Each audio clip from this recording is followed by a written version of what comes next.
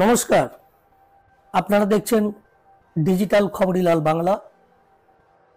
আমি বিথিন আপনাদের সঙ্গে। শীতের মরশুমে লাফিয়ে লাফিয়ে বাড়ছে ডেঙ্গু আক্রান্তের সংখ্যা। তবে এবার উপসর্গ শুধু আর জ্বর নয়, দেখা দিচ্ছে তীব্র শ্বাসকষ্ট সহ একাধিক সমস্যা, যার জেরে ক্ষতিগ্রস্ত হচ্ছে আক্রান্তদের ফুসফুস। ফলে চিন্তা বাড়ছে চিকিৎসকদের। এ মরশুমে ডেঙ্গুর উপসর্গ কি কি একটু জেনে নিন। কাঁপুনি দিয়ে জ্বর, শ্বাসকষ্ট, কমছে অক্সিজেনের মাত্রা, কমছে রক্তচাপ, তলপেটে ব্যথা, বমি, ডায়রিয়া, দুর্বলতা। এতদিন ডেঙ্গুর উপসর্গ বলতে ছিল কাঁপুনি দিয়ে জ্বর, হাত পা ব্যথা, বমি। এ মরশুমে ডেঙ্গু আক্রান্তদের অনেকের মধ্যেই দেখা যাচ্ছে তীব্র শ্বাসকষ্ট। কারো কারো ক্ষেত্রে সমস্যা মারাত্মক আকার নিচ্ছে। করোনা আক্রান্তদের মধ্যে সাধারণ উপসর্গই ছিল শ্বাসকষ্ট।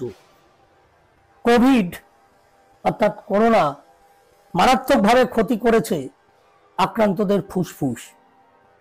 করোনা মুক্তির পরও আক্রান্তদের বহু সমস্যা রয়ে গিয়েছে।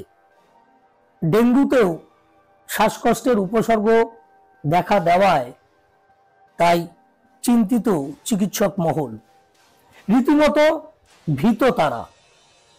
মনে পড়ে যাচ্ছে করোনার ভয়াবহতা। উল্লেখ্য, ডেঙ্গুর পাশাপাশি রাজ্যের বিভিন্ন প্রান্তে বেড়ে চলেছে ম্যালেরিয়া আক্রান্তের সংখ্যাও। স্বাস্থ্য ভবনের তরফে কেন্দ্রীয় স্বাস্থ্য মন্ত্রককে পাঠানো রিপোর্ট বলছে, চলতি বছরে আগস্ট মাস পর্যন্ত রাজ্যে প্লাজমোডিয়াম ভাইভ্যাক্স ম্যালেরিয়ার আক্রান্তের সংখ্যা ৯,১১৬ জন। প্লাজমোডিয়াম ফ্যালসিফেরাম এই ম্যালেরিয়ায় আক্রান্তের সংখ্যা ২,১২৩ জন। মৃত্যু হয়েছে ৫ জনের। আগস্টের পর বেড়েছে আক্রান্তের সংখ্যা আরও। আক্রান্তের সংখ্যা সব থেকে বেশি রাজ্যের ৮টি জেলায়, ৩১টি ব্লকে। জেলাগুলি হল আলিপুরদুয়ার, বাঁকুড়া, জলপাইগুড়ি, ঝাড়গ্রাম, মালদা, মুর্শিদাবাদ, পুরুলিয়া এবং বিষ্ণুপুর স্বাস্থ্য জেলা। এছাড়াও আপনারা জানেন যে দক্ষিণ ২৪ পরগনা, উত্তর ২৪ পরগনা, হাওড়া, হুগলি এই জেলাগুলিতেও ডেঙ্গু ম্যালেরিয়া আক্রান্তের সংখ্যা যথেষ্ট পরিমাণে ঊর্ধ্বমুখী। তাই সাবধানে থাকুন। বাড়ির আশেপাশে বা বাড়ির ভেতরে কোথাও কোনো পরিত্যক্ত পাত্রে জল জমতে দেবেন না, বিশেষত পরিষ্কার জল জমতে দেবেন না।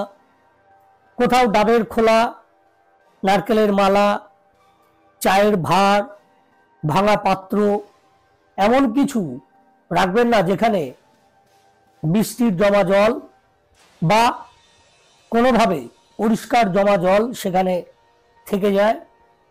এই ধরনের পরিত্যক্ত পাত্র উল্টে রাখুন, প্রয়োজনে তা সরিয়ে ফেলুন এবং বাড়ির চারপাশটা পরিষ্কার পরিচ্ছন্ন রাখুন।